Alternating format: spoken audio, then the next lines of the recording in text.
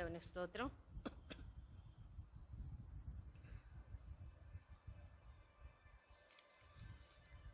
దేవుని యొక్క పరిశుద్ధ గ్రంథంలో నుండి అపోస్తల కార్యములు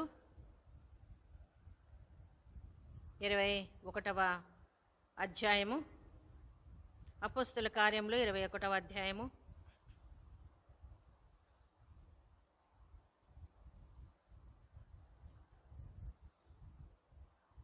4వ వచనం. మేమక్కడనున్న శిష్యులను కనుగొని 7 దినములు అక్కడ ఉంటిమి. వారు నీవు యెరూషలేములో కాలు పెట్టవద్దని ఆత్మ ద్వారా పౌలుతో చెప్పిరి. అలాగనే 21వ అధ్యాయము 10వ వచనం. మేమనేక దినములు అక్కడ ఉండగా అగబు అనే ఒక ప్రవక్త యూదయ నుండి వచ్చెను. 11. అతడు మా యుద్ధకు వచ్చి పౌలు నడికట్టు తీసుకొని తన చేతులను కాళ్లను కట్టుకొని, యెరూషలేములోని యూదులు ఈ నడికట్టు గల మనుషుని ఇలాగ బంధించి అన్యజనుల చేతికి అప్పగింతురని పరిశుద్ధాత్మ చెప్పుచున్నాడనను. చిన్న ప్రార్థన చేసుకుందాం. కృపగల తండ్రి, పరిశుద్ధుడా, మీరు అనుగ్రహిస్తున్న వాక్యాలకే నీకు స్తోత్రములు. మేము ధ్యానించుకొని ఆత్మబలమును శక్తిని పొంది నాయనా మా పితరులు ఎలాగ సేవ చేశారో, నీ కొరకు నాయనా మరి ప్రయాసపడినారో నాయనా, వాటిని మేము విన్నప్పుడు మా హృదయాల్లో మాకు నూతనత్వం ఇచ్చి మనం ప్రార్థిస్తూ ఈ వాక్యం ద్వారా మాతో మాట్లాడి మహిమ పొందమని యేసు నామములో ప్రార్థిస్తున్నాం తండ్రి, ఆమెన్. దేవునికి స్తోత్రం. మరి ఇక్కడ చదువుకున్న వాక్య భాగం కంటే ముందు పోయిన వారము మనము పౌలు ఆయా స్థలాలలో సేవ చేసి ఎంతగా దేవుని కొరకు జీవించినాడు అనేది అక్కడ మరి సాక్ష్యం ఇచ్చినాడు. ఆ సాక్ష్యంలో ఒక చక్కని మాట చెప్పినాడు. 20వ అధ్యాయం 22వ వచనంలో, ఇదిగో నేను ఇప్పుడు ఆత్మ యందు బంధింపబడిన వాడని యెరూషలేమునకు వెళ్ళుచున్నాను, అక్కడ నాకు ఏమేమి సంభవించునో తెలియదు అని చెప్తున్నాడు. తర్వాత ఇంకో మాట మన జ్ఞాపకం చేసుకుంటే 24వ వచనంలో, నా పరుగును నేను ప్రభుని యేసు వలన పొందిన పరిచర్యను తుదముట్టింపవలనని నా ప్రాణమును నాకు ఎంత మాత్రమును ప్రియమైనదిగా ఎంచుకొనటలేదు.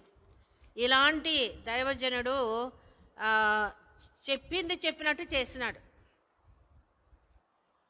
తను చెప్పినాడు ప్రభు కొరకు ఎలాగ జీవించాలని క్రియారూపకంగా మరి చేసి చూపించినాడు. అనేక స్థలాలకు వెళ్ళి ప్రభు యొక్క పరిచర్యను, ప్రభు యొక్క సేవను జరిగించాలని పౌలు భక్తుని యొక్క సంకల్పం. ఎందుకంటే ముందుగానే చెప్పబడింది పౌలు భక్తుని గురించి. 9వ అధ్యాయం మనం జ్ఞాపకం చేసుకుంటే, మరి నీవు నా కొరకు ఎన్ని శ్రమలు అనుభవించవలెనో అని ప్రభు తనను శ్రమల కొరకు ఏర్పాటు చేసుకున్నాడు. చూడండి 16వ వచనం, 9:16. ఇతడు నా నామం కొరకు ఎన్ని శ్రమలు అనుభవించవలెనో నేను అతనికి చూపుదును. కనుక శ్రమలు ఉన్నాయని తెలిసి కూడా ప్రభు యొక్క సేవలో ముందుకు సాగుతున్నారు. మరి ఈ దినాల్లో కూడా పరిచర్య కష్టమే, ఆ దినాల్లో కూడా పరిచర్య కష్టమే. అయినను మరి దేవుని వైపు చూస్తూ సేవలో ముందుకు సాగడానికి పౌలు భక్తునికి దేవుడు సహాయాన్ని అనుగ్రహించినాడు. కొంతకాలము ఎఫెస్లో ఉండి సేవ చేసి తన యొక్క మరి ముందు ఎలాంటి పరిస్థితులు ఉన్నాయో అవన్నీ కూడా శిష్యులతో తెలియచెప్పి ఇప్పుడు అతడు ప్రయాణమై ఎక్కడికి వచ్చాడంటే 4వ వచనంలో తూరు అనే ప్రాంతానికి వచ్చాడు. ఎక్కడికి వచ్చారు? తూరు అనే ప్రాంతానికి వచ్చినాడు. అక్కడ కొంతమంది శిష్యులను కనుగొని 7 దినములు అక్కడ ఉండి సేవ చేస్తున్నప్పుడు అక్కడ ఉన్న శిష్యులకు దేవుడు ఆత్మచేత బయలుపరిచినాడంట. ఏమని బయలుపరిచినాడంటే, నువ్వు యెరూషలేములో కాలు పెట్టవద్దని ఆత్మ ద్వారా పౌలుతో చెప్పిరి. మాకు దేవుడు బయలుపరుస్తున్నాడు, యెరూషలేముకు వెళ్ళొద్దు పౌలన్నా, అక్కడికి వెళితే నీకేముంటాయి? శ్రమలు, కష్టాలు, మరి నిందలు, ఆపదలు, అపాయాలు ఉంటాయి, వెళ్ళొద్దు అని చెప్పారు. అలాగా వాళ్ళ దగ్గర ప్రార్థన చేసి అతడు కైసరుకు వచ్చాడు. కైసరుకు వచ్చిన తర్వాత అక్కడ కూడా ఒక ప్రవక్త ప్రవచిస్తున్నాడు. ఏమని చెప్తున్నాడు? అగబు అనే ప్రవక్త ఏమని చెప్తున్నాడంటే, పౌలు నడికట్టు తీసుకొని తన చేతులను కాళ్లను కట్టుకొని యెరూషలేములోని యూదులు ఈ నడికట్టు గల మనుషుని ఇలాగ బంధించి అన్ని జనుల చేతికి అప్పగింతురని పరిశుద్ధాత్మ చెప్పుచున్నారనేసేసి పౌలు భక్తునికి చెప్తున్నాడు. ఇన్ని మాటలు చెప్పినను మనమైతే వెంటనే ఆగిపోతాం. అయితే పౌలు భక్తుడు తను ప్రభు కొరకు ఏర్పాటు చేయబడినాడు.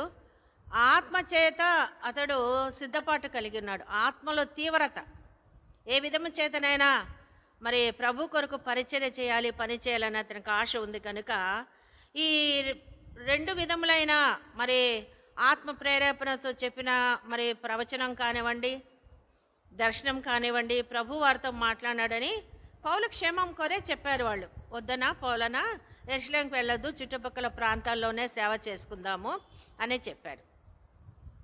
చెప్తే పౌలు భక్తుడు ఏమంటున్నాడంటే, అక్కడంట వాళ్ళు బతిమాలు కొన్నారంట. 12వ వచనంలో యెరూషలేమునకు వెళ్ళవద్దని అతన్ని బతిమాలు కొన్నారు. అన్నా వెళ్ళవద్దు యెరూషలేములో, అక్కడ ఏంటంట నీకు అనేకమైన శ్రమలు ఉన్నాయి, వెళ్ళవద్దు వెళ్ళవద్దు అన్నాడు. పౌలు భక్తుని యొక్క ఆ నడిపింపు, పౌలు భక్తుని యొక్క ధైర్యము, ఆత్మ తీవ్రత చాలా గొప్పది. అలాగా ఉన్నాడు కాబట్టి అనేక స్థలాలకు వెళ్ళి పౌలు భక్తుడు సేవ చేసినాడు. ఏం సేవ? ప్రాణాలను పణంగా పెట్టి సేవ చేసినాడు. తనకు ప్రియమైనదిగా ఎంచుకొనలేదు ప్రాణమును. ఏ దైవ సేవకులు చేస్తున్నారో అలాగా నాకైతే తెలియదు, కానీ దైవ సేవకులందరికీ ఒక మాదిరి అనే చెప్పొచ్చు. పౌలు భక్తుడు ఇంత ఘనమైన సేవను అతడు మరి చేయడానికి అతని యొక్క తీర్మానము, దేవుడు అతన్ని ఏర్పాటు చేసుకున్న విధానము. ఇలాగ చెప్పిన తర్వాత 13వ వచనములో ఏమంటున్నాడు పౌలు, ఇదెందుకు మీరు ఏడ్చి నా గుండె బద్దలు చేసేదిరే, అలా అందరు ఏడుస్తున్నారు, బతిమాలుకుంటున్నారు. అనా వెళ్ళొద్దు, నువ్వు ఉండాలి కదన్నా, నీకు అక్కడ శ్రమలు వస్తాయి, నిన్ను కొడతారు, చంపేసేస్తారు అని బతిమాలుకుంటున్నారంట. ఇంకొంతమంది ఏం చేస్తున్నారంట? ఏడుస్తున్నారంట. వెళ్ళొద్దన్నా, యెరూషలేముకు వెళ్ళొద్దు, అక్కడ యూదులు అనేకమైన కుట్రలు చేసి నిన్ను నశింపచేస్తారు, ప్రాణాపాయం ఉంది కాబట్టి నువ్వు వెళ్ళొద్దు అని చెప్పినప్పుడు ఏమంటున్నాడు? మీరు ఏడ్చి నా గుండె బ్రద్దలు చేసేదరేలా, నేనైతే ప్రభు అయిన యేసు నామము నిమిత్తము యెరూషలేములో బంధింపబడుటకు మాత్రమే కాక చనిపోవుటకును సిద్ధంగా ఉన్నానని చెప్పిన. హల్లెలూయా, దేవునికి స్తోత్రం. ఇలాంటి ధైర్యం ఉంటే ఘనమైన సేవ చేయొచ్చు. ఇలాంటి ధైర్యం ఉంటే ఎన్నో ఆత్మలు మనము రక్షించవచ్చు. ఆ దినాలలో మరి చాలా సంవత్సరాల క్రితం ప్రభు యొక్క సేవ చేసిన దైవ సేవకులంతా కూడా ఇలాగ ప్రయాసపడి ఆత్మలను సంపాదించినారు. చాలా ప్రయాసపడినారు. వాళ్ళ యొక్క తీర్మానాలు, వాళ్ళ పిలుపు జ్ఞాపకం చేసుకుంటే వాళ్ళు కూడా అనేక స్థలాలకు వెళ్ళి సేవ చేసినారు. వారి ప్రాణమును, వారి యొక్క కుటుంబాలను వాళ్లకు ప్రియమైనవిగా ఎంచుకొనలేదు కాబట్టి వాళ్ళు గొప్ప సేవ చేసినారు. ఇప్పుడు ఉన్న సంఘాలన్నీ నిలబడి ఉన్నవంటే వారు విత్తిన విత్తనములేనే చెప్పొచ్చు. ఆయా సంఘాలు అభివృద్ధి చెందినాయంటే కర్నూలు పట్టణంలో కానివ్వండి, మరి హైదరాబాద్ నగరంలో కానివ్వండి, ఆయా సంవత్సరాలలో పూర్వము ఎంతోమంది దైవ సేవకులు యేసు వైపు చూస్తూ ఘనమైన సేవ చేసినారు. ఇప్పుడు కూడా కొంతమంది సేవకులు చేస్తున్నారు. అయితే వీరు చేసి సంపాదించిన ఆత్మలను వారి సంఘాలకు పిలుచుకుంటున్నారు. అది వాళ్ళు చేసే గొప్పతనం. వాళ్ళు ఏం కష్టపడటం లేదు. అయితే ఆ సంఘాల నుంచి ఈ సంఘాల నుంచి అనేకమైన వారిని వాళ్ళు మరి ఆయా రీతులుగా ఆకర్షిస్తున్నారు. ఎందుకంటే వాళ్ళు బోధలు కొత్తగా ఉంటున్నాయి. పాతకాలం బోధకు వీళ్ళందరూ విసుగు చెందినారేమో. చాలామంది ఏం చేస్తున్నారంటే స్థానిక సంఘాలను వదిలిపెట్టి ఆయా సంఘాలకు వెళ్ళిపోతున్నారు. ఆత్మలన్నీ ఎవరి ఆత్మలంటే మన పూర్వమందు మరి దైవ సేవకులు ప్రభు చేత పిలువబడి దేవుని కొరకు సేవ చేసిన వారి ఆత్మలను వీళ్ళు సులభంగా తీసుకొని వారి సంఘంలో పెట్టుకొని ఎప్పటికి కూడా మనము కౌంట్ చేసుకోకూడదు సంఘములో ఎంతమంది ఉన్నారు అని. అయితే వీళ్ళు ఏం చేస్తున్నారు, ఇంతమంది వచ్చినారు. అవన్నీ ఎవరి ఆత్మలు అంటే అనేక మంది దైవ సేవకులు వారు కన్నీళ్లతో విత్తిన మరి పంట కదా, ఎంత కష్టపడి ఉంటారో. ఇది నాలో సులభంగా సేవ చేస్తున్నారు. అది ఆ సులభమైన పద్ధతులు నేర్చుకున్నారు. ఆ పూర్వకాలం నుంచి మరి మా నాన్నగారి దినాలు చాలామంది దైవ సేవకులు వాళ్ళ యొక్క సేవ మరి ఒకే పద్ధతి అంతే. ఈ దినాల్లో చాలా రకరకములైన పద్ధతులు చూస్తుంటే ఆశ్చర్యం అనిపిస్తుంది. ఇక్కడ ఏమంటున్నాడంటే పౌలు భక్తుడు, ప్రభువైన యేసు నామం నిమిత్తం యెరూషలేములో బంధింపబడుటకు మాత్రమే కాకుండా చనిపోవుటకును నేను సిద్ధంగా ఉన్నాను. చనిపోవటకైనా నేను సిద్ధంగా ఉన్నాను. పౌలు భక్తునికి కుటుంబం లేదు, కుటుంబ సభ్యులు ఉండరు, అందుకే ఈ మాట చెప్తున్నారని కాదు. దేవుణ్ణి గణపరిచినాడు, దేవుని కొరకు పరిచయం చేయాలనుకున్నాడు. అప్పుడు అక్కడున్న విశ్వాసులు ఏమన్నారు తెలుసా, ప్రభు చిత్తం జరుగునుగాక అని చెప్పి వాళ్ళందరూ మౌనం వహించినారు. తర్వాత అక్కడి నుంచి యెరూషలేమునకు వచ్చినాడు. ఎవరు? పౌలు భక్తుడు. అక్కడ కొంతమంది శిష్యులు ఉన్నారు. వాళ్ళందరూ కూడా యెరూషలేముకు వచ్చినప్పుడు సంతోషముతో యెరూషలేములో చేర్చుకున్నారు. ఎవరిని? పౌలు భక్తుడిని.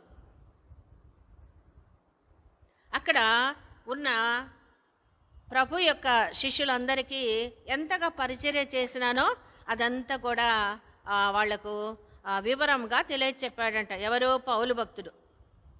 అలాగా తెలియచెప్పిన తర్వాత చాలామంది విరోధులు ఎదురైనారు. ఎక్కడ? యెరూషలేములో అంతా కూడా ఇశ్రాయేలు జనాంగం ఉంది, యూదులు ఉన్నారు. ఎవరున్నారు? యూదులు కదా. ప్రభువుని కూడా హింసించింది, సిలువకు వేసింది కూడా వారే. వారు యేసును అంగీకరించలేకపోతున్నారు. పౌలు భక్తుడు యేసును అంగీకరించినాడు, యేసు చేత ఏర్పాటు చేయబడినాడు. అయితే ఇక్కడ యెరూషలేముకు వచ్చిన తర్వాత వాళ్ళందరూ ఏమంటున్నారంటే 20వ వచనములో, విశ్వాసులైన వారు ఎన్ని వేల మంది ఉన్నారో చూచున్నావు కదా, వారందరూ ధర్మశాస్త్రమందు ఆసక్తి కలిగిన వారు. యూదులలో చాలామంది విశ్వాసులు ఉన్నారు. అయితే వాళ్ళు దేంట్లో ఆసక్తి కలిగి ఉన్నారంట? కాబట్టి నువ్వు చేసే బోధన వాళ్ళు ఇష్టపడటం లేదు. మోషేను విడిచిపెట్టవలనని నీవు బోధించుచున్నట్టు వీరు నిన్ను గూర్చి వర్తమానము విని ఉన్నారు. మరి ఇవన్నీ కూడా వాళ్ళకి ఇష్టం లేదు. కాబట్టి ఏమంటున్నాడంటే అక్కడున్నవారు ఒక విషయం చెప్పారు. ఏంటంటే, నువ్వు ఈ యెరూషలేముకి ఎందుకు వచ్చినావు అనేది మరి క్లుప్తంగా మరి వాళ్ళందరికీ అర్థమయ్యేటట్టుగా చెప్దాము. శుద్ధి చేసుకోవటానికి, తల వెంట్రుకలు తీయటానికి వచ్చినాననేసి చెప్పి అంగీకరిస్తారు వాళ్ళు దానికి. కనుక నీకు వ్యతిరేకంగా ఎవరు కూడా పోరాడరు అని పౌలు భక్తుని ఈ విధంగా వాళ్ళు బలవంతం చేసి తను ఏం చేశారంటే 24వ వచనంలో, వారిని వెంట పెట్టుకొని పోయి వారితో కూడా శుద్ధి చేసుకొని వారు తల క్షౌరం చేయించుకున్నట్టుకు వారి కయ్యడి తగులుపడి పెట్టుకొనుము. అప్పుడు నిన్ను గూర్చి తాము వినిన వర్తమానం నిజం కాదనియు నీవు ధర్మశాస్త్రమును గైకొని యథావిధిగా నడుచుకొనుచున్నావనియు తెలుసుకుందరు. కనుక కొద్దిగా పౌలును తప్పించడానికి వీళ్ళందరూ కూడా ఒక చిన్న ఉపాయము మరి అక్కడ తెలియచెప్పి పౌలుని ఎలాగైనా వాళ్ళందరూ కూడా క్షేమం అనుగ్రహించాలని క్షేమం కోరిన వాళ్ళు అలాగ చెప్పినప్పుడు ఆ విషయానికి అతడు అంగీకరించి 26వ వచనంలో, పౌలు మరునాడు ఆ మనుషులను వెంట పెట్టుకొని పోయి వారితో కూడా శుద్ధి చేసుకొని దేవాలయంలో ప్రవేశించి వారిలో ప్రతివాని కొరకు కానుకలు అర్పించే వరకు అక్కడ ఆ పనిని నెరవేర్చి అతడు ఏం చేశాడంటే తెలుసా, మరలా దేవాలయంలో అతడు కనపడినాడు. 27వ వచనంలో అక్కడ దేవాలయంలో అతను చూచి సమూహం అంతటిని కలవరపరచి అతనిని బలవంతంగా పట్టుకున్నారు. కనుక దేవుని బిడ్డలకు, సేవకులకు మరి శ్రమలు వస్తాయి, కష్టాలు వస్తాయి. చాలామంది హతసాక్షులు అయినారు. కాబట్టి ప్రభు కొరకు శ్రమలు అనుభవించాలని పౌలు ముందుగానే చెప్పినాడు. ఏమని చెప్పినాడు? 20వ అధ్యాయంలో ఏమని చెప్పాడు? నేను ప్రభువైన యేసు వలన పొందిన పరిచర్యను తుదముట్టించుటకు నా ప్రాణమును నాకెంత మాత్రమును ప్రియమైనదిగా ఎంచుకొనలేదు. కాబట్టి ఏ పరిస్థితులైనా నేను ప్రభు కొరకు సేవ చేస్తాను, నేను ప్రభువును గణపరుస్తానని తీర్మానం చేసుకున్నాడు గనక ఇక్కడ ముందుకు సాగినాడు. ఆగిపోలేదు, వెనకంజ వేయలేదు, వెనక తిరిగిపోలేదు, ముందుకు సాగినాడు. కాబట్టి అక్కడ ఏమైంది, దేవాలయంలో అతను చూచినప్పుడు వాళ్ళందరూ కూడా అతన్ని పట్టుకున్నారంట. ఇశ్రాయేలీయులారా సహాయం చేయరండి, ప్రజలకును ధర్మశాస్త్రమునకును ఈ స్థలమునకు విరోధముగా అందరికిని అంతటను బోధించుచున్నవాడు వీడే. ఏమంటున్నారు? ధర్మశాస్త్రమునకు విరోధముగా ఇశ్రాయేల్ అందరికీ వ్యతిరేకంగా బోధించుతున్నవాడు వీడే, పట్టుకుందాం అనేసి పౌలు భక్తుడు అక్కడ దేవాలయంలో కనపడినప్పుడు అందరు కూడా అతన్ని పట్టుకోవడానికి ముందుకు వచ్చినారు. ఏంటంటే వాళ్ళనే మాటలు, ధర్మశాస్త్రమునకును ఈ స్థలమునకు విరోధంగా అందరికీ అంతటా బోధించుచున్నవాడు వీడే. అంటే ఒక స్థలంలో తప్పించుకొని వచ్చిన తర్వాత ఇంకొక స్థలములో ఈ విధంగా అనేక రీతులుగా పౌలు భక్తుడు ఏం పొందుతున్నాడు? శ్రమలు పొందుతున్నాడు. అలాగా పౌలు భక్తుడు శ్రమలు పొందినందుకే చాలా పత్రికలు వచ్చినాయని నేను అర్థం చేసుకుంటున్నా. ఇవన్నీ కూడా తన సొంత అనుభవాలు. రోమా పత్రిక నుంచి మరి చివరి వరకు 14 పత్రికలు మనం జ్ఞాపకం చేసుకుంటే అన్నీ కూడా పౌలు భక్తుడు పడిన అనుభవపూర్వకమైన శ్రమలు. ఎంతగా నేను ప్రభు కొరకు ఆ శ్రమలు అనుభవించినాను వాటన్నిటి కూడా తెలియచేసినాడు. కాబట్టి మేము ఇప్పుడు ఏం చేస్తున్నాం? దైవ సేవకులను ఆ వాక్యాలన్నీ చెప్పుకొని ఆశీర్వదించబడుతున్నాం, ఘనపరచబడుతున్నాం. పౌలు భక్తుని యొక్క సేవను గురించి చెప్తే అబ్బా ఇంత ఉందా పౌలు భక్తుని గురించి అని ఆశ్చర్యపడతారు. ఎందుకంటే చాలామంది బైబిల్ చదవరు, వారికి చదివిన అర్థం కాదు. అయితే దైవ సేవకులు ఏం చేస్తారు? మరి చదివి చెప్పినప్పుడు అర్థం చేసుకున్నప్పుడు నిజంగా ఆశ్చర్యం అనిపిస్తుంది. ఇన్ని రీతులుగా పౌలు భక్తుడు శ్రమలు అనుభవించినాడా?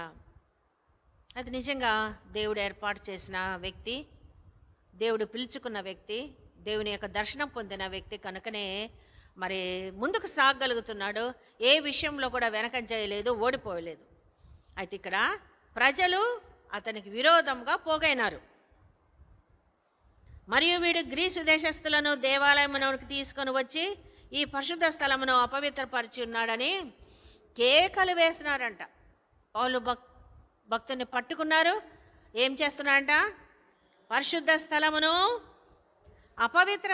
పరుస్తున్నాడు, ధర్మశాస్త్రమునకు విరోధంగా బోధిస్తున్నాడని యూదులు పౌలు భక్తుని పట్టుకుని ఆ స్థలములో అతని మీద వాళ్ళందరూ అంతా ఏం చేశారంటే చూడండి 29వ వచనంలో, అతనితో కూడా పట్టణంలో అంతకుముందు వారు చూచినందున పౌలు దేవాలయమునకు అతను తీసుకొని వచ్చానని ఊహించి పట్టణమంతయు గలిబిలిగా ఉండేను. జనులు గుంపులుగా పరిగెత్తుకొని వచ్చి ఏం చేశారంట? పౌలును పట్టుకొని దేవాలయంలో నుండి అతన్ని వెలుపలికి ఈడ్చుకుంటా వచ్చినారు. పౌలుకు ముందుగానే తెలుసు, నా ప్రభు కొరకు నేను శ్రమలు పొందటానికి సిద్ధపడి ఉన్నాము కదా. ఈ దినాలలో ఇలాంటి శ్రమలు ఎక్కడన్నా ఒక చోట ఉండొచ్చేమో, కానీ అందరూ దైవ సేవకులు సుఖంగానే ఉన్నారని చెప్పొచ్చు. అయితే ముందున్నాయి, శ్రమల దినాలు వస్తాయి. నిజంగా గ్రామాలకు వెళ్ళి రాత్రింబగళ్ళు పరిచర్య చేస్తే గ్రహం స్టైన్ వాళ్ళకి ఏం జరిగింది? వాళ్ళు ఉన్న వ్యాన్లోనే వారిని మరి నశింప చేసినారు కదా. ప్రభు కొరకు శ్రమలు అనుభవించడానికి మరి వెళితే శ్రమలు వస్తాయి, కష్టాలు వస్తాయి, బాధలు వస్తాయి గ్రామాలకు వెళ్ళి పరిచర్య చేస్తే. అయితే అదే నిజమైన పరిచర్య. నిమిషం కూడా ఊరుకోలేదు పౌలు భక్తుడు. ఒక స్థలానికి ఓడలో పోతున్నాడు, మళ్ళీ దిగుతున్నాడు, ఇంకొక స్థలానికి వెళ్తున్నాడు. అక్కడ కూడా మరి సేవా భారంతో ముందుకు సాగుతున్నాడు, అంతటా సేవ చేస్తున్నాడు. అలాగా ఆత్మలను అతడు ఏం చేస్తున్నాడు? ప్రభు వైపునకు ఆకర్షిస్తూ ఉన్నాడు. ఇక్కడ పౌలు భక్తునికి ముందుగానే చెప్పినారు ఏంటి?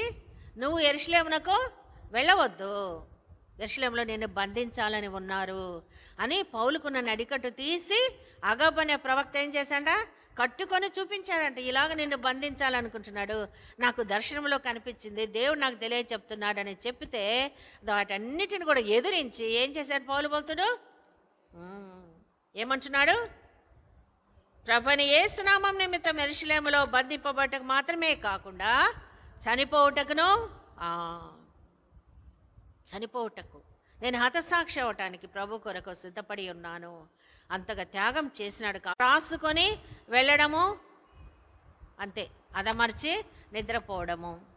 అయితే ప్రేమైన దేవుని బిడ్డలారా, దేవుడు ముందుగానే చెప్పాడు, మీరు సర్వలోకానికి వెళ్ళి సర్వ సృష్టికి నా సువార్తను ప్రకటించండి, అప్పుడే అంతం వస్తుంది. మారు మనసు పొందిన వాళ్ళందరికీ నా నామపేట మీరు ఏం చేయాలి? బాప్తిస్మం ఇవ్వాలి అని చెప్పారు. ఎంతమంది కార్యాలు చేస్తున్నారు? కనుక ఆ దినాలలో పౌలు భక్తుడు అలాగా మరి ఇద్దరు ప్రవచించినాను, మాకు ఆత్మ చెప్పుతుంది పౌలు నువ్వు వెళ్ళొద్దు యెరూషలేముకు అని అన్నా కూడా పౌలు భక్తుడు ఏం చేశాడు? వెళ్ళాడు, పట్టబడినాడు, ఈడవబడినాడు. 30వ వచనంలో 21వ అధ్యాయం 30వ వచనంలో పౌలును పట్టుకుని దేవాలయంలో నుండి అతని వెలుపలికి ఈడ్చిరి. వెంటనే తలుపులు ముయ్యబడెను.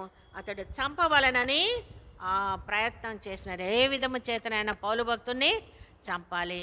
అయితే చనిపోవుటకైనాను నేనేమంటున్నాడు? సిద్ధమే అని చెప్పాడు. అలాగ పౌలు భక్తుణ్ణి తీసుకొని వెళ్ళి 36వ వచనంలో వానిని చంపుమని జన సమూహం అంతయు కేకలు వేసి వెంబడించినాడు.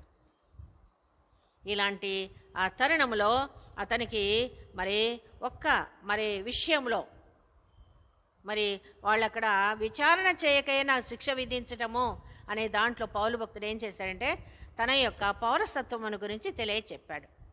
నేను కూడా రోమీయుడనే, నాకు విచారణ చేయకుండా శిక్ష విధించకూడదు అని చెప్పిన దాంట్లో అంటే అతనికి డ్యూయల్ సిటిజన్షిప్, అంటే అతను హెబ్రిడను అని చెప్పుకున్నాడు. ఇక్కడ నేను రోమీయుడన్ అని కూడా చెప్పుకుంటున్నా. కారణం చేత వాళ్ళు అతన్ని ఏం చేశారంట? విడిచిపెట్టినారు. అతన్ని విడిచిపెట్టిన తర్వాత అక్కడ ఏం చేశాడు తెలుసా? తన యొక్క సాక్ష్యాన్ని వినిపించినాడు. ఎలాగ ప్రభు తనను ఆకర్షించినాడు, ఎలాగ ప్రభు తనని రక్షించినాడు, ఏ స్థితిలో ఉంటే ప్రభు నన్ను పేరు పెట్టి పిలిచినాడు. ఏమంటున్నాడు? సౌలా సౌలా నువ్వు ఏమంటున్నావు? నువ్వు హింసించుతున్నా యేసును అని ప్రభు చెప్పాడు. ఈ విధంగా 22వ అధ్యాయంలో ఏం చెప్పాడంట?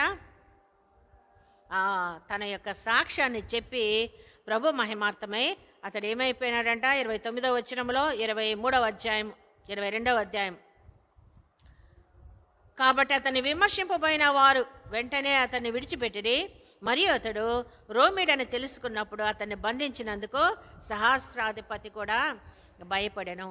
అంతే, దేవుడు కృప చూపి అక్కడ అతనికి విడుదల కలగ చేసినాడు. అయితే అందరి ముందు ఏం చెప్పినాడంటే ప్రభుని గురించి ఏకంగా ఎలుగెత్తి సాక్ష్యం చెప్పాడు. అంటే మరణ ఛాయలు అతన్ని కమ్ముకుంటున్నాను, మరణాపాయం దగ్గర ఉన్నను పౌలు భక్తుడు ఏం చేశాడు? ప్రభుని ప్రకటించినాడు. ఇదే సమయము నేను సువార్త సేవ చేయాలి, ప్రభు కొరకు ఏ విధము చేతనైనా కొంతమంది నేను రక్షించాలి. కనుక పౌలు భక్తుని ద్వారా వాక్యం విన్నవాళ్ళు, పౌలు భక్తుని సేవను చూసిన వాళ్ళు ఎంతగా పౌలు భక్తుని ప్రేమించినారంటే మన జ్ఞాపకం చేసుకుంటే 20వ అధ్యాయంలో కానివ్వండి, 21వ అధ్యాయంలో 5వ వచనం, ఆ దినములు గడిపిన తర్వాత ప్రయాణమైపోచుండగా భార్యలతోనూ పిల్లలతోనూ వారందరూ మమ్మను పట్టణము వెలుపలి వరకు సాగనంపినారు. అందరూ ఎవరెవరైతే దేవుని వాక్యం విన్నారో వాళ్ళందరూ కూడా ఆ పౌలు భక్తుడు వెళ్ళిపోతున్నాడు, ఇన్ని దినములు మా మధ్య ఉండి సేవ చేసినాడు కదా. ఘనమైన సేవ, నమ్మకమైన సేవ, త్యాగపూరితమైన సేవ చేసి అనేక మందిని మరి ప్రభు వైపునకు ఆకర్షించినాడు. కనుక నమ్మిన వారందరూ కూడా ఇప్పుడు వెంట వస్తున్నారు. పౌలు భక్తుడు ఇప్పుడు ఓడలో ప్రయాణం చేయడానికి వెళ్తున్నాడు. అక్కడ వాళ్ళు ఏం చేసినారో తెలుసా? వారును మేమును సముద్ర తీరమున మోకాళ్ళుని ప్రార్థన చేసి ఒకరి యొద్ద ఒకరము సెలవు పుచ్చుకుంటేమి. అందరు కూడా అక్కడ ప్రార్థనాపూర్వకంగా ఆ పౌలు భక్తుని వాళ్ళు సాగనంపినారు. ప్రియమైన దేవుని బిడ్డలారా, ఇలాంటి ఘనమైన సేవ చేసి అతని ముందు శ్రమలు ఉన్నాయని ప్రత్యక్షంగా ప్రవచనాలు చెప్పినాను, దేవుని బిడ్డల ఆత్మచేత నింపబడి తెలియచెప్పినాను. చాలా మార్లు పౌలు భక్తునికి అలాంటి అంశములు ఎదురైనాయి. అంటే పౌలన్న నువ్వు వెళ్ళొద్దు, అక్కడ చాలా అపాయాలు ఉన్నాయి, శ్రమలు ఉన్నాయి. అయినా కూడా వాటన్నిటినీ లెక్క పెట్టలేదు. ప్రభు కొరకు ఏం అంటున్నాడు? నేను శ్రమ పొందుటకైనా, నేను మరణించడానికైనా సిద్ధమే. ఇలాంటి గొప్ప వ్యక్తి మరి ఆ దేవుని కొరకు సాక్షిగా నిలవబట్ట ద్వారా ఇంత ఘనమైన పరిచర్య జరిగింది. ఒక స్థలం కాదు, మనం పోయినసారి కూడా జ్ఞాపకం చేసుకున్నాం కదా. తూరు అంట, తర్వాత 21వ వచనములో మరి ఓడ ప్రయాణము రోదే అనే ప్రాంతానికి, కోసు అనే ప్రాంతానికి, ఫినిక్ అనే ప్రాంతానికి, కుప్రా అనే ప్రాంతానికి, తూర్ అనే ప్రాంతం, కైసరియా, ఎన్ని ప్రాంతాలు తిరిగి సేవ చేసినాడండి. ఎన్ని ప్రాంతాలు. మా నాన్న కూడా చాలా ప్రాంతాలు తిరిగి సేవ చేశాడు. మమ్మల్ని ఒక్కరినే పెట్టి వెళ్ళిపోయేవాడు. రాత్రి అనక పగలనక నెలలు మరి మా తల్లి ఎలాగా మమ్మల్ని చూసుకుందో నాకైతే తెలియదు, కానీ వెళ్ళిపోయేవాడు. గోవా, అలాగనే మిరేజ్, సాంగ్లీ, అలాంటి మహారాష్ట్ర ప్రాంతాలకు చాలా ప్లేసెస్కి వెళ్ళి సేవ చేసేవారు. అలాగనే మరి జానకిరెడ్డి గారు కూడా మరి మాకు చాలా ఏండ్ల నుంచి పరిచయం. ఆయన కూడా అలాంటి సేవ చేసినారు. అనేక స్థలాలకు తిరిగి సేవ చేసినారు. మా నాన్నగారి దగ్గరికి వచ్చేవారు. మరి అయితే మా నాన్నగారు ఒక 2-3 రోజులు ఇక్కడ వాడుకొని వెంటనే వాళ్ళ దైవజనుని తీసుకొని మరి గ్రామాలకు వెళ్ళి పరిచర్య చేసేవారు. అంటే ఆశ, ఏ విధము చేతనైనా దేవుని వాక్యం కొందరికి తెలియచెప్పాలి. సమయం అనక అసమయం అనక కదా. పెద్దవారు అయినప్పుడు కొన్నిసార్లు ఏం పోవాలి, సేవకు అనిపిస్తుంది కదా. అయినా కూడా వాటిని ఖాతరు చేయకుండా, అయ్యో నా భార్య పిల్లలు ఉన్నారు కదా, ఒంటరిగా ఉన్నారు, ఎలాగ వాళ్ళు ఉంటారు అని అనుకోనకుండా అందరినీ విడిచిపెట్టి సేవకు వెళ్ళిపోయేవారు. నెలలు. మా అమ్మ ఎప్పుడు కూడా నిష్ఠూర పడినట్టు నేను చూడలేదు. అమ్మ, మీ అమ్మ వాళ్ళని పిలుచుకో, మీకు అక్క చెల్లెళ్ళు పిలుచుకోవాలంటే ఆమెకి ఎవరు లేరు. అమ్మ వాళ్ళు ఎక్కడో దూరంగా ఉన్నారు, అక్క చెల్లెళ్ళు లేరు, మేము ఒక్కళ్ళమే పండుకునేవాళ్ళం.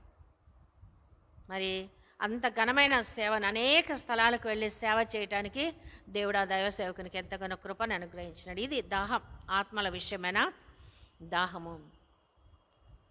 ప్రతి వారము ఆదివారం ఒకటి వస్తారు, పరిచర్య జరిగిస్తారు. మళ్ళీ మిగతా రోజుల్లో వెళ్ళిపోయి ఆయా గ్రామాలలో పరిచర్య చేస్తారు. చుట్టుపక్కల ఉన్న గ్రామాలన్నీ కూడా పరిచర్య చేసినారు, అనేక స్థలాలకు వెళ్ళారు.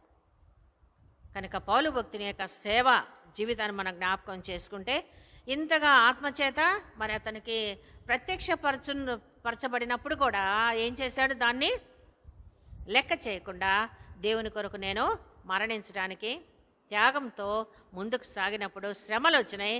అయితే వాటన్నిటిలో నుంచి దేవుడు ఏం చేశాడు? తప్పించినాడు.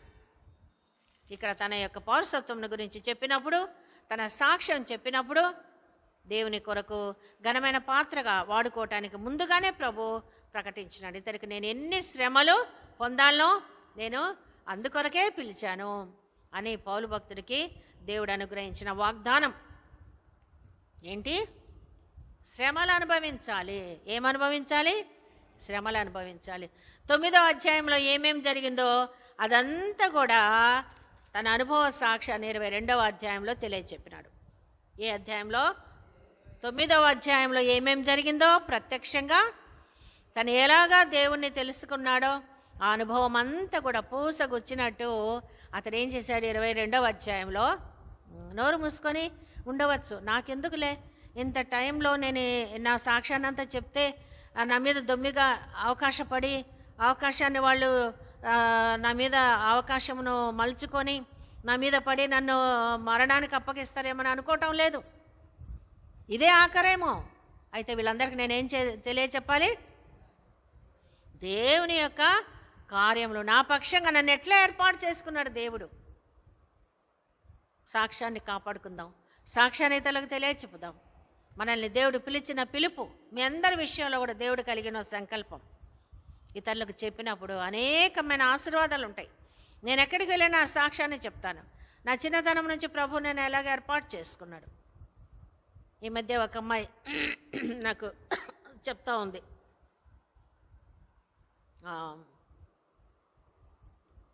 మీ మీ మీరంటే భలే ఇష్టం ఆంటీ నాకు అనేది చెప్పి ఏమంటుంది, ఎందుకమ్మా నేనంటే ఎందుకు ఇష్టం అంటే, మీ సాక్ష్యం విన్నప్పటి నుంచి అనేది చెప్తా ఉంది. మీ సాక్ష్యం, అవును, మన సాక్ష్యాన్ని ఇతరులకు చెప్పాలి. కొన్నిసార్లు అనుకుంటాను, ఎందుకు ప్రభు ఇన్ని శ్రమలు గుండా తీసుకొని వెళ్ళాడు, ఎందుకు ఇలాగా నన్ను బాధల్లో కష్టాల్లో వెళ్ళాను కదా. ఎన్నో మరి చెప్పుకోలేనన్ని ఆ పరిస్థితులు, చిన్న వయసు నుంచి వాటన్నిటి కూడా చేపట్టాలంటే ఎంత కష్టమో. ఎందుకు ఇతరులకు ఆశీర్వాదకరంగా ఉండడానికి, ఇతరులను ప్రభు వైపునకు ఆకర్షించడానికి.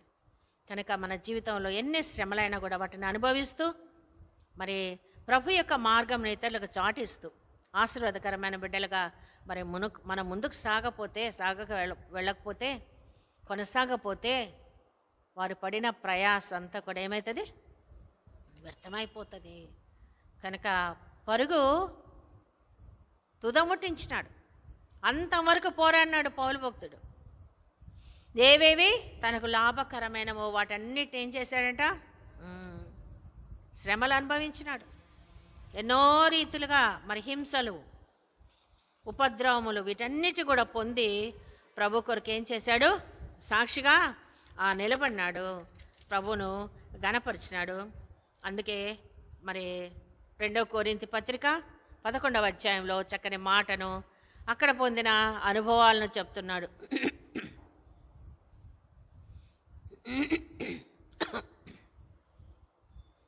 ఇక్కడ చెప్తున్నాడు, నేనును హెబ్రిడనే, అక్కడేమని చెప్పినాడు, నేను రోమీడను అని చెప్పి అక్కడ మరి తప్పించబడడానికి దేవుడు సహాయం చేశాడు.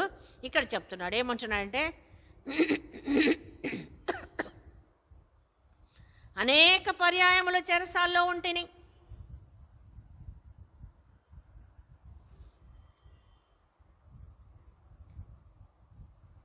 అపరిమితముగా దెబ్బలు తింటిని, అనేక మార్లు ప్రాణాపాయములలో ఉంటిని, యూదుల చేత 5 మార్లు ఒకటి తక్కువ 40 దెబ్బలు తింటిని, 3 మారు బెత్తములతో కొట్టబడితిని, ఒకసారి రాళ్లతో కొట్టబడితిని, 3 మారు ఓడ పగిలి శ్రమ పడితిని, ఒక రాత్రింబగలు సముద్రములో గడిపితిని. ఎవరి కొరకమ్మా ఈ శ్రమలు?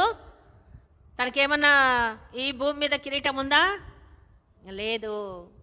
అంత ఈడ్చుకొని వెళ్ళడమే, అందరు దెబ్బలు కొట్టడమే, చెరసాల్లో వేయబడ్డమే. అలాంటి పరిస్థితుల్లో కూడా పౌలు భక్తుడు ఏం చేశాడు, ప్రభు కొరకు సాక్షిగా నిలబడినాడు. ఏమంటున్నాడు, ప్రయాణములలోనూ, నదుల వలన ఆపదల్లోనూ, దొంగల వలన ఆపదల్లోనూ, నా స్వజనుల వలనైన ఆపదల్లోనూ, అన్యజనుల వలనైన ఆపదల్లోనూ, పట్టణములలోనూ ఆపదల్లోనూ, అరణ్యముల ఆపదల్లోనూ, సముద్రం ఆపదల్లోనూ, కపట సహోదరుల వలన శ్రమలు వచ్చినాయి. కష్టముతోనూ, తరచుగా జాగరణలతోనూ, ఆఖరి దప్పులతో, తరచుగా ఉపవాసములతోనూ, చలితోనూ, దిగంబరత్వంతోనూ ఉంటుంది. ఇంకానూ చెప్పవలసినవి అనేకములు ఉన్నాయి. గుర్తు చేసుకుందాం. ఎప్పుడు మీ మీ మీ బాధ చెప్పుకుంటూ ఏడవద్దండి. అయ్యో, నా ముందు ప్రభు శ్రమలు, నా ముందు పౌలు భక్తుని యొక్క శ్రమలు, నా ముందు పేతురు భక్తుని యొక్క శ్రమలు, యోహాను భక్తుని యొక్క శ్రమలు ఎన్ని ఉన్నాయి. కనుక అంతకంటే ఎక్కువ శ్రమలు మనము పొందటము లేదు. కనుక ఒక అడుగు ముందుకు వేసి, ప్రభు నీ సేవ చేయటకు నీ పాత్రగా మమ్మల్ని కూడా వాడుకోనండి అని ప్రభు కొరకు మనము సేవా తాత్పర్యం కలిగి, సేవా జీవితం కలిగి ఇతరులను, ఆత్మలను మనము రక్షించినప్పుడు మరి ప్రభు అంటాడు, బలా నమ్మకమైన మంచి దాసుడా, దాసురాల. సేవనే చేయటం లేదనుకోండి, మనము ఏమ్మా నీకు రక్షణ అనుభవం ఉంది, వాక్యం తెలుసు, ఎందుకు నువ్వు ఆత్మలు రక్షించడం లేదు కదా? ప్రభు మనతో మాట్లాడతాడు ఆ విషయం. కనుక స్థిరమైన మనసుతో ప్రభుని హత్తుకుంటూ మరి నశించిపోయే ఆత్మల విషయం భారం కలిగి ప్రభు కొరకు మనము ముందుకు సాగుదాం. దేవుడి కొద్ది మాటలు దీవించును గాక. కృపగల తండ్రి, పరిశుద్ధుడా నీ పాదాలకు స్తోత్ర వందనం చెల్లిస్తున్నాం నాయన. మరి అపోస్తల కార్యములో పౌలు భక్తుని యొక్క నాయన శ్రమల నుండి మేము నేర్చుకున్న మరి పాఠాలు మా హృదయంలో భద్రపరుచుకొని అన్ని సమయాల్లో ప్రభు సుఖాన్ని కోరకుండా నాయన ఏ శ్రమ అయినా, ఏ మరణమైనా నేను ప్రభు కొరకు అనుభవిస్తానని ఏది చెప్పినాడో దాని కొరకు పరిగెత్తినాడు ప్రభు నాయన. మరి అలాంటి జీవిత విధానం మేము కలిగి ఉండుటకు సోమరులం కాకుండా ఆత్మల యందు తీవ్రత మాకు దయచేయమని, మమ్మల్ని బలపరచమని, నీ సాక్షార్థమై వాడుకొనమని, విత్తబడిన వాకులు నీటికట్టి ఫలింపచేయమని యేసు నామములో ప్రార్థిస్తున్నాం తండ్రి. ఆమేన్. దేవుని నామమున అందరికీ కూడా వందనం చెల్లిస్తున్నామా. God bless you.